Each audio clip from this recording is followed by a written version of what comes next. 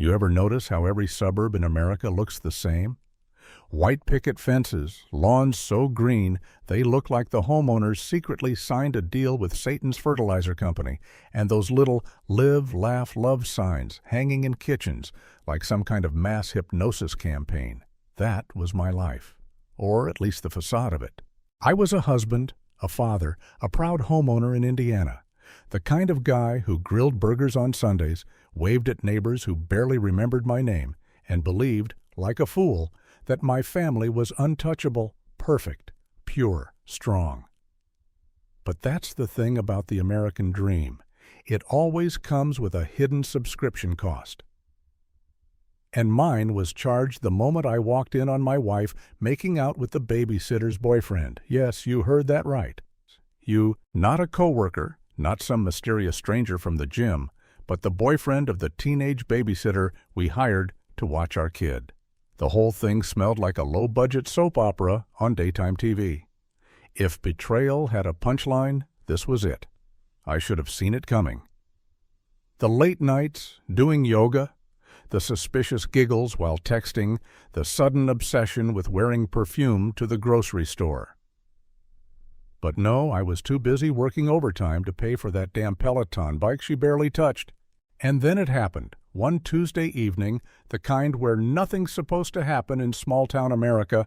I came home early. I pushed open the door, and there it was.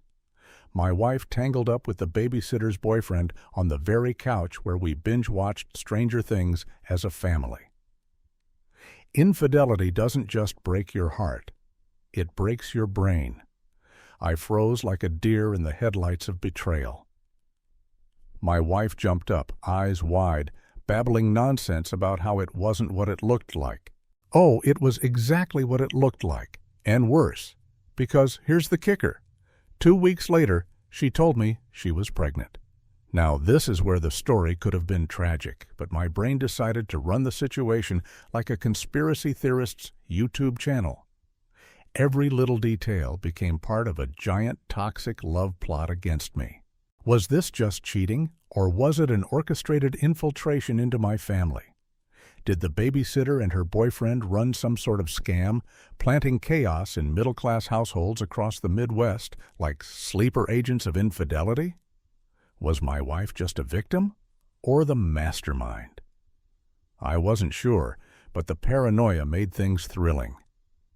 At least I wasn't bored anymore, so I played it cool. I smiled at dinner, kissed her cheek, even mowed the lawn like nothing had changed. That's what you do when betrayal cuts deep. You turn into a method actor in your own tragic comedy. The neighborhood still saw us as the golden family, husband, wife, child, a soon-to-be baby on the way. They didn't know they were looking at a family built on a house of lies. Toxic love dressed in khakis and sundresses. But here's the satirical twist. The babysitter herself didn't even know. She still dropped by, still cooed over our kid, still bragged about her boyfriend as if he were some kind of prize instead of the human equivalent of a scratch-off lottery ticket that's always a loser. The betrayal wasn't just between me and my wife. It was a sitcom playing on multiple channels, and I was the only one aware of the laugh track. And then came the pregnancy glow. You know how people say pregnant women look radiant? Yeah, well, it's a little hard to see the glow when you're obsessively wondering if the baby is yours or the love child of your wife's side hustle with Mr. Babysitter boyfriend. The walls of my house started to feel like prison bars. Every dinner conversation like an interrogation. Family meals turned into episodes of CSI Infidelity. Well, my wife played the doting spouse, but I could see it. Those guilty glances, the way she avoided eye contact when I asked about doctor's appointments, the subtle shift in her smile. And me? I turned into a walking storm of sarcasm. Every time she asked me to pick up milk, I'd mutter, "Sure thing, wouldn't want your cravings to go unsatisfied." Every time she rubbed her belly, I'd think, that kid better come out looking like me, or God help us both. The thing about cheating is, it doesn't just destroy trust. It destroys time. Every second becomes a loop of suspicion, a countdown clock to the next revelation. I didn't know yet that revenge was simmering inside me, waiting to explode like a barbecue propane tank in July. I only knew one thing. The family I thought I had was dead, replaced by a grotesque parody of itself. And if I was going to survive this American tragedy, I had to become more than just the betrayed husband. I had to become the villain of her story. And trust me, when betrayal plants the seed of revenge in your chest, it grows wild, toxic, and unstoppable. This wasn't just infidelity. It was war disguised as marriage. And I was done playing the fool. I decided the smartest place to hide a crisis is in plain sight. So I kept playing the role of America's most average husband while compiling a mental case file the size of a Costco receipt. Every suburban ritual became performative. The Saturday Target run, the Sunday church potluck where folks traded casserole recipes like nuclear codes, the midweek school pickup where minivans curled around the parking lot like a boa constrictor of denial.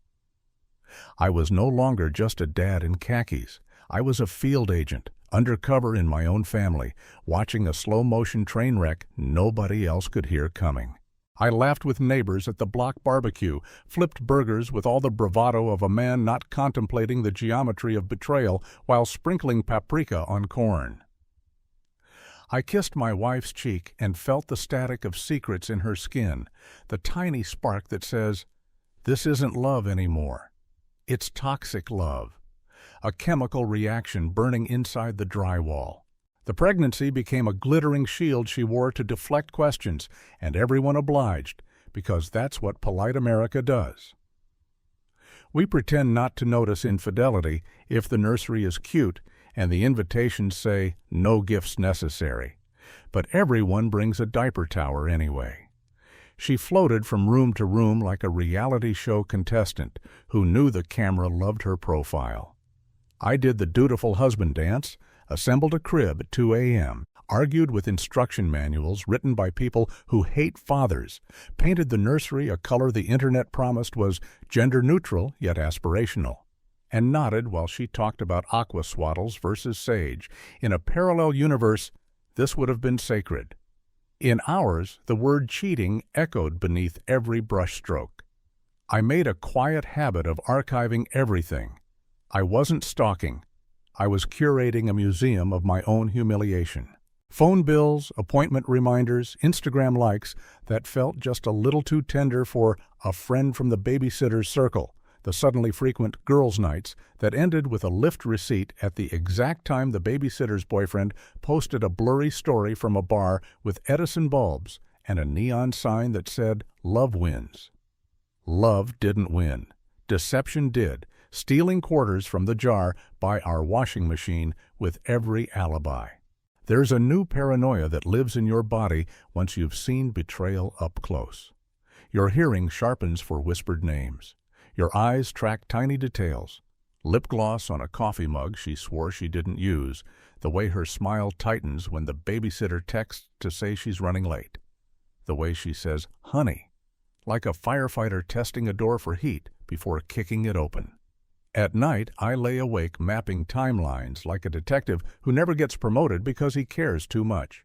I Googled things like non-invasive prenatal paternity test cost, and is it insane to test your unborn child, and how to tell if you're the villain in your own marriage. The internet, being America's loudest pastor, told me to breathe, journal, communicate, and forgive. I bookmarked the pages and did none of it. We threw a gender reveal at my sister's place because once you live in this country long enough, peer pressure is just patriotism with balloons. The cake was filled with blue. A boy. Everyone screamed, like they'd just been told the mortgage was forgiven. My wife cried the good TV tears. I clapped, smiled for photos, and filed the day under Exhibit H for here's the performance of normal. The babysitter was there too, hovering around like an understudy praying for the lead to twist an ankle. Her boyfriend didn't show, which made sense.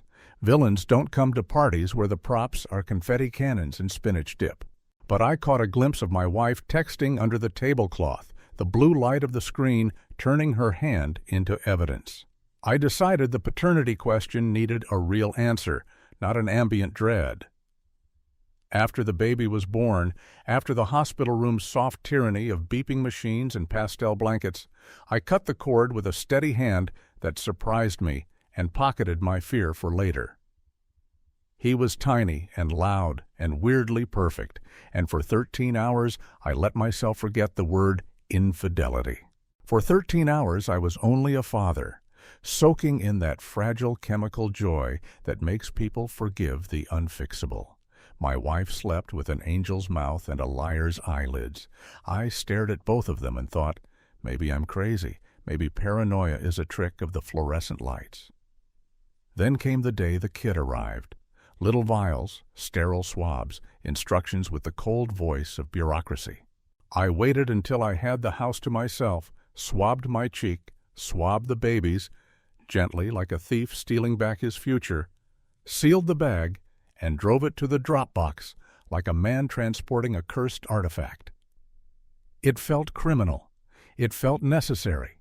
It felt like revenge in its purest, quietest form. Not a scream, but a ledger. And because fate is a comedian, on my way home I passed the babysitter and her boyfriend holding iced coffees the size of dumbbells, laughing like no one ever pays consequences. I didn't wave. Agents don't break cover. The waiting took 10 years measured in days. I started hearing the mail truck 2 blocks away, could identify its acceleration by ear, like some weird suburban bat. I said good morning to my wife, and meant none of the words. I learned how deception eats your body from the inside out, how betrayal is less like a knife and more like mold you don't spot until it climbs the curtains. People complimented me on how calm I was. I wanted to tell them calm is just what revenge looks like before it finds a stage. When the email came, I didn't open it right away. I brewed coffee like a ritual, stared at the backyard where my kid's plastic slide looked like a relic from a civilization that still believed in permanence, and thought of every thin moment where I might have stopped this. Then I clicked. The language was clinical, a judge who skipped metaphors. Probability of paternity, 0.0%.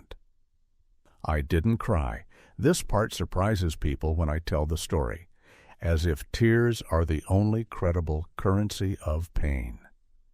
No. What I felt was a clarity that glowed like high noon on a freeway. The American dream often sells you a myth called closure. What I had was an invoice. The math was brutal and precise. The baby I'd rocked at 3 a.m., the nursery I'd painted, the stroller I'd assembled with YouTube courage. None of it belonged to me except the labor. Cheating had birthed a child into my house and asked me to father the lie. Something changed in me then, not a breaking, but an alignment. The conspiracy board in my brain went quiet, the red yarn dissolving into a straight line. This wasn't a web anymore. It was a highway. I didn't need noise or even anger. I needed a plan. The word revenge didn't taste like poison, it tasted like iron. Not a tantrum, a project, not chaos. Architecture. I closed the laptop, cleaned the coffee mug, and smiled at my reflection like a man who finally knows which door leads out of the maze. That night my wife asked what I was thinking about, and I said, family, because the truth can be a blade or a mirror depending on the angle. She touched my arm, grateful and tired. I touched her hand back, and in that perfectly American living room, couch, TV, scented candle named after a fake beach, I dedicated myself to the next chapter. Not to win her back, not to punish blindly, but to restore gravity to a world where betrayal had turned everything weightless. The stage lights warmed. The curtain twitched. Act 3 would not be polite. Once you know the truth, once the DNA test comes back stamped with a 0.00%, Like it was graded by a sadistic math teacher, your brain stops being a playground for paranoia and starts being an architect's desk. I stopped pacing like a betrayed husband and started sketching like a man planning a heist. Revenge, after all, isn't born in the heat of anger. It's born in the slow, deliberate chill of clarity. And I wanted my masterpiece. America doesn't really prepare you for betrayal. They give you pamphlets on cholesterol, on mortgage refinancing, on how to install a child car seat without cursing in front of your neighbors. But when it comes to infidelity, when it comes to your wife getting pregnant by the babysitter's boyfriend, they hand you nothing. So I had to invent my own curriculum. And my curriculum was simple: how to end a toxic love story with fireworks so loud the whole neighborhood would talk about it for years. I began with reconnaissance. Suburban dads are underestimated. People think all we know is fantasy football and how to operate a grill. But give us a motive and we become the CIA with better lawn care. I mapped my wife's movements, cataloged her texts, intercepted little details that made my conspiracy theory brain tingle. Every alibi she gave me became a case study, every target receipt a clue. She thought she was playing house, I was playing chess, and I was 5 moves ahead. Then there was the babysitter's boyfriend, the unwitting villain in my family drama, a man who strutted through life like entitlement was a cologne. He wasn't just sleeping with my wife. He was sleeping with my peace, my dignity, my carefully curated American dream. He worked part-time at an auto shop, posted motivational quotes on Facebook like a discount guru, and collected snapbacks like a teenager who'd been left behind by time. My plan needed to do more than expose him. It had to annihilate his credibility. I wanted his name to become a punchline whispered over coleslaw at every block party in a 5-mile radius, so I kept my mask on. Outwardly, I was still the husband who attended PTA meetings, who joked with the pastor about the Colts' playoff chances, who carried the baby stroller with fatherly pride. Inside, I was rehearsing lines for the grand reveal. I didn't just want revenge, I wanted theater. This was America, after all, where spectacle matters more than substance.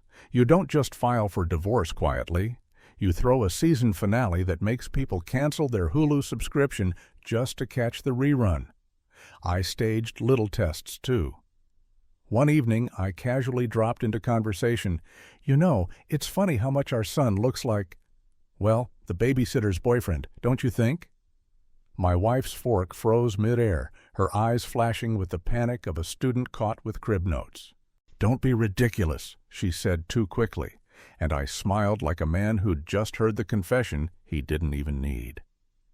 That's the thing about betrayal. The guilty always edit their sentences too much. Meanwhile, the babysitter herself was still oblivious, still cooing about her boyfriend like he was a prize worth fighting for. I almost pitied her, the way you pity someone proudly carrying a knockoff purse they swear is real. But pity has no place in revenge architecture. She was part of the structure, whether she knew it or not. My finale needed her gasps, her tears, her stunned silence. Every performance needs an audience, and every betrayal deserves witnesses. I fantasized about different stages for the reveal.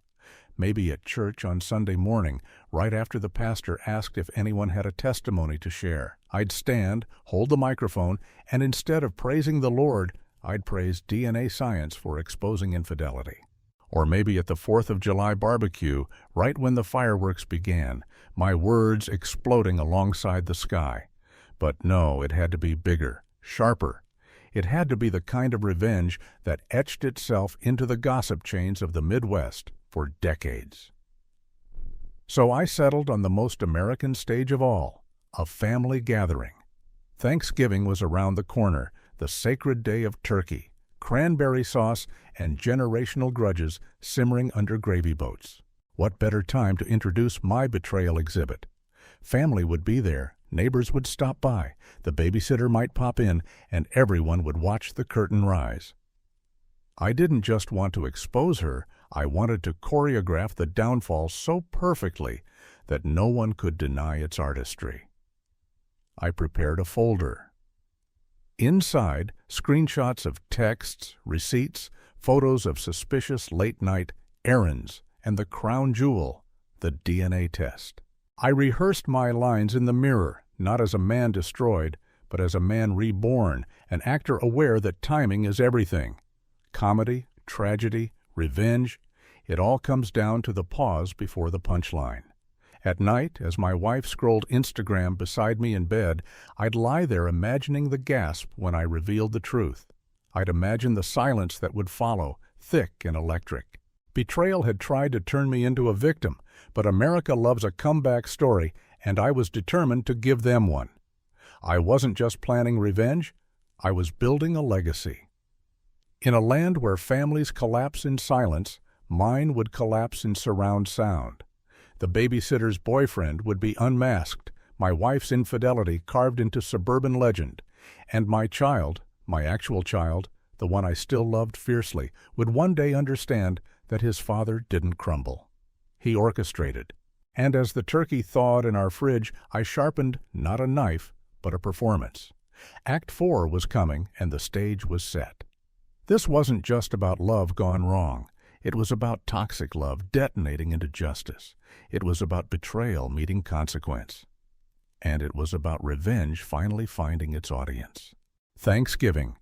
The one day America collectively agrees to pause its arguments about gas prices and politics just long enough to overeat and pretend family is a Norman Rockwell painting instead of a demolition derby.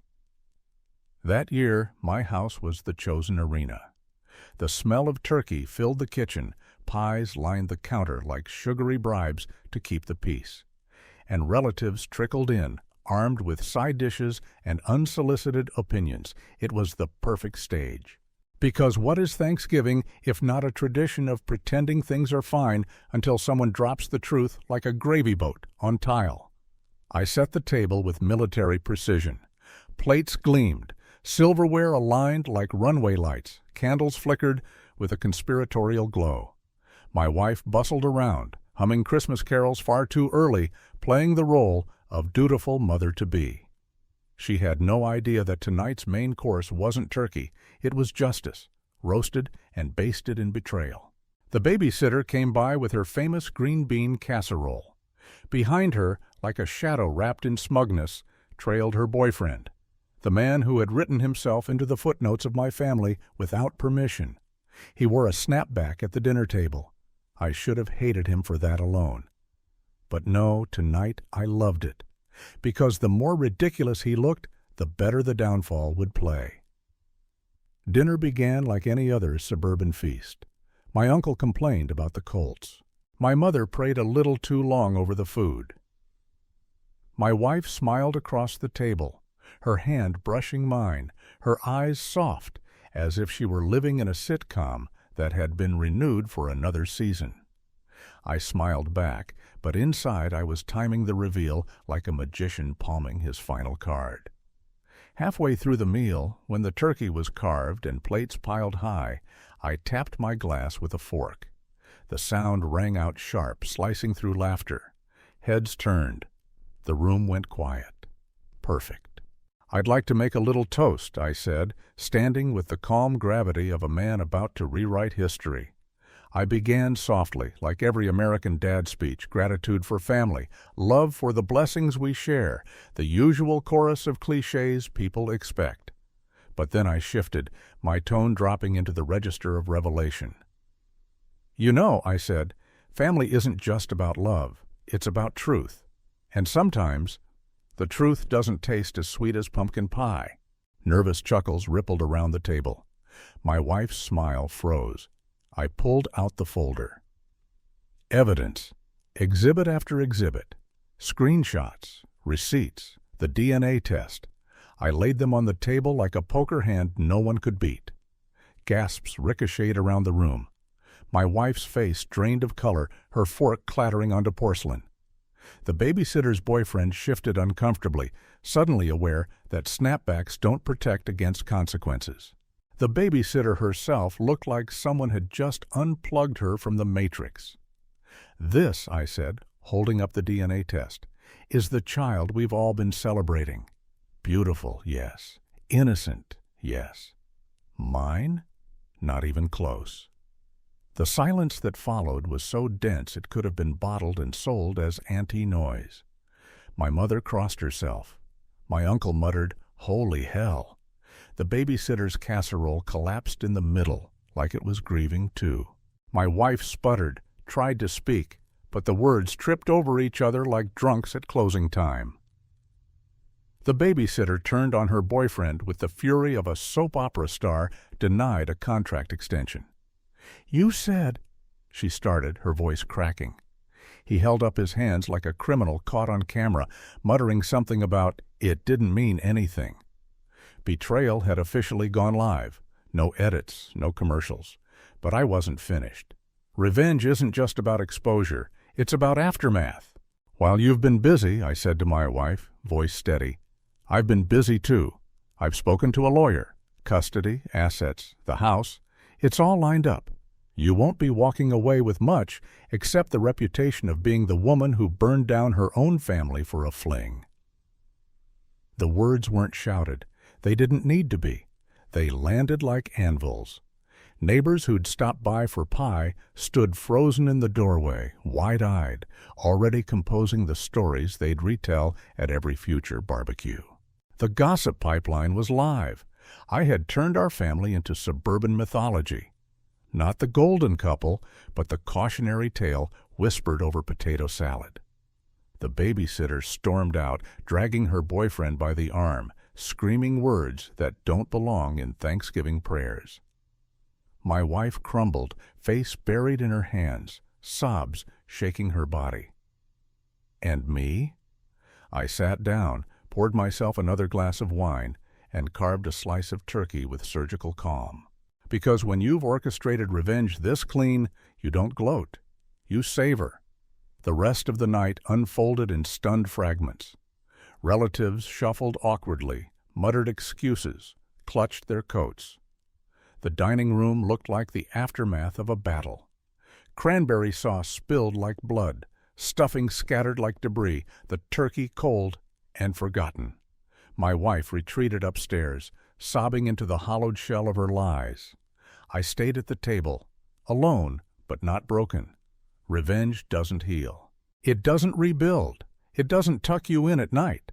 What it does is balance the scales, if only for a moment. And in that moment, clarity feels like freedom. My family, as I knew it, was gone. But so was the illusion. The toxic love, the infidelity, the cheating. It had all been dragged into daylight and left to rot. Later, as I took the trash to the curb under a cold Indiana sky, I imagined the neighborhood already buzzing. By morning, everyone would know. By Christmas, strangers at the mall would whisper about the man who dropped a DNA bombshell at Thanksgiving dinner. And I smiled, not because I was proud, but because I was finally free. Betrayal had written the script, but revenge had directed the finale. And in America, where family dramas play louder than fireworks and toxic love sells better than apple pie, maybe that was the only ending I could have ever hoped for.